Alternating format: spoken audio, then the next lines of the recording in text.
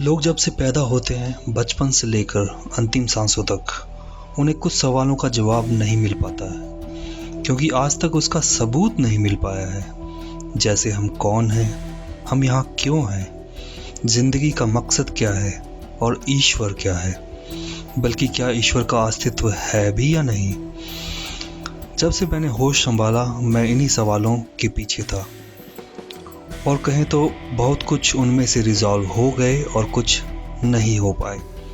मैं उन्हीं चीज़ों का खुलासा करूंगा इस YouTube चैनल के द्वारा, सिर्फ इसी वीडियो से नहीं बल्कि काफ़ी और वीडियो से, क्योंकि इन्फॉर्मेशन इतनी है कि वो एक वीडियो में नहीं आ सकती। तो मेरा आग्रह है कि आप इन सभी वीडियो को बड़े ध्यान से देखें। तो चलो शुरू करते हैं।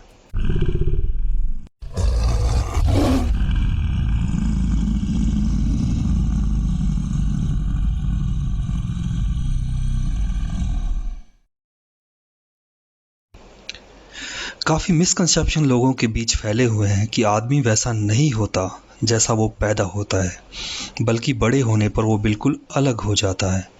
पर ये ज़रूर समझना चाहिए, हमें कोई भी चीज़ अलग नहीं करती उससे जो हमें पैदाइशी मिली है।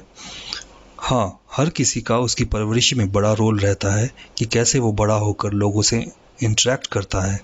जैसे सपोज़ करते हैं एक आदमी लोअर क्लास फैमिली में पैदा होता है और वो लोगों से अलग तरह से इंटरेक्ट करेगा, बल्कि उसके जो काफ़ी अमीर घर में पैदा हुआ है। पर सिर्फ यही नहीं है जो उन दोनों को अलग करता है, यहाँ काफ़ी और फैक्टर्स भी हैं जो उन दोनों को अलग करते हैं। जैसा आपने देखा होगा, एक गरीब आदमी ज़िंदगी के किसी पड़ाव पर अमीर हो जाता है और एक रईस आदमी अपनी संपत्ति होते हुए भी उसको संभाल नहीं पाता और उसे गरीबी का सामना करना पड़ता है। भौतिक संसार में इन तथ्यों को समझने से पहले हमें समझना होगा भौतिक चीज़ों को। जैसा आप जानते हैं, कोई भी एक भौतिक वस्तु ब्रह्मांड में 3 रूप धारण कर सकती है, जो कि है ठोस, तरल और वाष्प। उसी तरह एक मनुष्य भी 3 में से किसी एक अवस्था के मानस के साथ पैदा होता है, जो कि हो सकता है ठोस मानस, तरल मानस या फिर वाष्प मानस हो। ये आप किसी तरह से देख नहीं सकते पर महसूस कर सकते हैं जब आप ऐसे व्यक्तियों से इंटरेक्ट करते हैं, क्योंकि ऐसे व्यक्ति इन मानसों के होते हुए उन्हीं चीज़ों की तरफ अट्रैक्ट होते हैं जो उनके लिए बनी है। और ये 3 मानस सोशल इंटरेक्शन के पदक्रम बनाते हैं, और उसी वजह से कुछ लोग काफ़ी इफ़ेक्टिव होते हैं और कुछ इतने नहीं।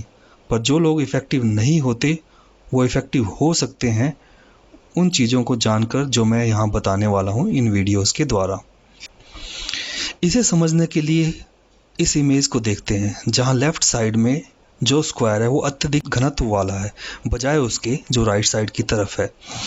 इसी तरह हम कह सकते हैं कि जैसे घनत्व कम होता चला जाता है, एक ठोस अवस्था से तरल और फिर वाष्प अवस्था में आ जाता है। ठोस अवस्था वाले व्यक्ति को समझा गया है कि वो काफ़ी सक्सेसफुल होते हैं उनकी ज़िंदगी में, बजाय उनके जो तरल या वाष्प अवस्था में होते हैं। और ऐसा सही भी है, या मुझे कहना चाहिए कि ऐसा सही था, क्योंकि हम उस युग को क्रॉस कर चुके हैं जहाँ महाराजा या राजा हुआ करते थे और जिसकी लाठी उसी की भैंस हुआ करती थी। यहाँ हम इन पदक्रमों को 3 पिलरों में लगाते हैं। यदि आप इनमें से तरल या वाष्प अवस्था में हैं तो घबराइए नहीं, क्योंकि इन लोगों ने भी इतिहास रच दिया है, जो कि मैं आने वाले वीडियो में बताऊंगा। तो हम इन्हें सबसे ऊपर ठोस अवस्था वाले को सॉलिसाइक कहते हैं। ये शब्द सॉलिड और साइकी को जोड़कर एक दूसरे के साथ मिला है। साइकी का मतलब होता है मानस, मन या माइंड, और सॉलिड उसकी प्रवृत्ति, या इसे इसकी आईडी भी कहते हैं, या पॉपुलर टर्म में इसे अल्फा स्टेट ऑफ माइंड भी कहते हैं, और इसे सिंबॉलिकली प्लस साइन से रेफर किया जाता है। दूसरा टर्म जो है वो है लिक्विसाइक, जो कि लिक्विड स्टेट और साइकी को जोड़कर बना है। दूसरे शब्दों में इसे बीटा भी कहते हैं। अल्फा, बीटा, ओमेगा बहुत ओवर यूज्ड हो चुके हैं आजकल और कहीं कोई क्लियरिटी नहीं है, पर मैं कोशिश करूंगा मेरे वीडियोस के द्वारा इसमें क्लियरिटी देने के लिए। तीसरा स्टेट ऑफ माइंड कहलाता है गैसाइक, और दूसरे शब्दों में कहे तो ओमेगा स्टेट ऑफ माइंड। अगर ये मेल बॉडी में है तो ओमेगा मेल, अगर ये फीमेल बॉडी में है तो omega female. Alpha state of mind higher energy से बने होते हैं, इसलिए ये लोग खुद को मैन समझते हैं और सोसाइटी से वही चीज़ें सीखते हैं जो पुरुषों के लिए सत्यापित की गई है, जैसे डोमिनेट करना, परवाह करना और फिर फाइट करना दूसरी पर्सनालिटीज़ के साथ।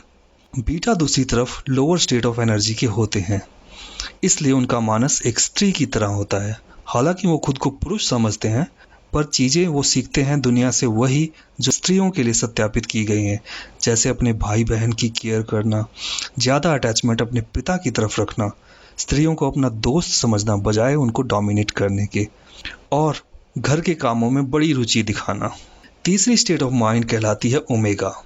ओमेगा माइंड वाले लोग सबसे लोअर स्टेट ऑफ माइंड होते हैं और वे खुद को टीनेजर की तरह महसूस करते हैं। वे अपने बड़ों से प्यार की आस रखते हैं और औरतों की तरफ सबमिसिव होते हैं। वो खुद को एक टाइप का स्टूडेंट समझते हैं और औरतों का उनका सहयोगी। ये लोग अपनी माँ से बहुत प्यार करते हैं बजाय अपने पिता के।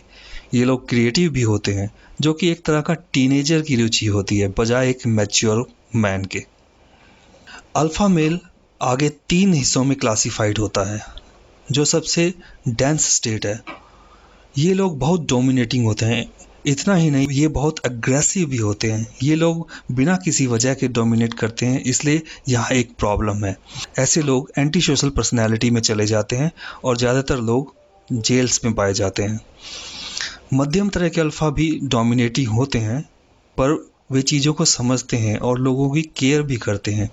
ऐसे लोग पुराने ज़माने में राजा हुआ करते थे, क्योंकि राजपाट संभालने के लिए कोई स्ट्रॉन्ग पर्सनैलिटी होनी चाहिए।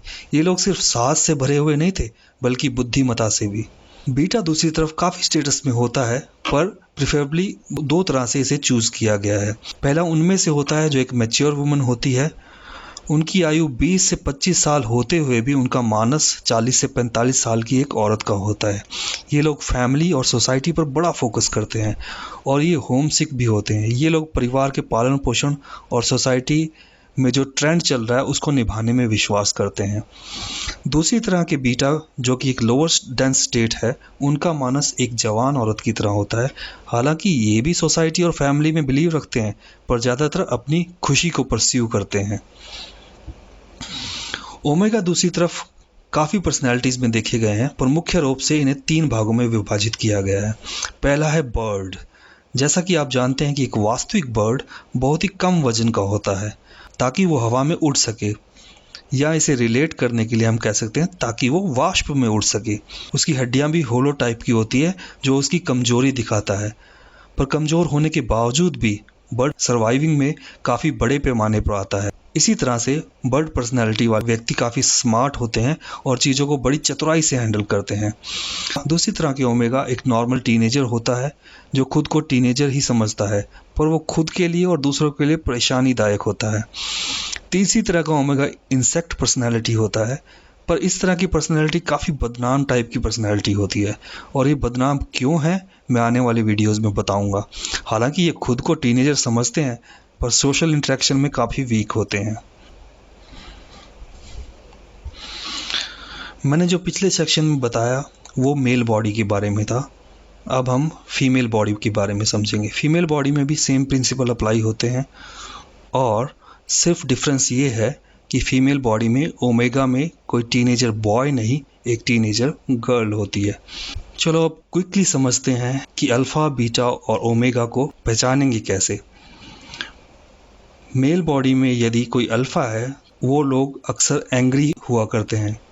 ये लोग बहुत ही सीरियस होते हैं, आप मुश्किल से ही इनके चेहरे पे स्माइल देखेंगे।